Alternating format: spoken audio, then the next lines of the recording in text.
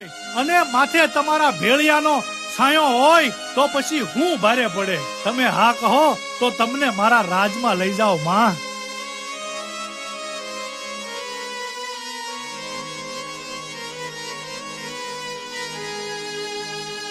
અરે ચારણ, જો આપણી ખોડિયા નાના નેહડામાંથી રાજમાં જશે ને તો બધાયનું હારું થશે. હા દેવલ, તમારી વાત સાચી છે બેટા ખોડી.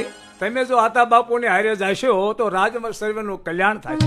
હા આયમાં, હાલો મારી હારે રાજમાં. આ આતાભાઈ ગોહિલને ખોડલની લગની લાગી છે. તમારા માટે રાજમાંથી રથ મગાવું, કહો તો હાથીની અંબાડી મગાવું. તમને શોભે એવા સામૈયા સાથે મારા રાજ દરબારમાં લઈ જાઓ. હાલો માતાજી હાલો. રાજન, હું તમારી સાથે આવું, પણ તમારે મને એક વચન આપવું પડશે. વચન માંગી લ્યો આયમાં. આ આતાભાઈ ગોહિલ તમને વચન આપે છે.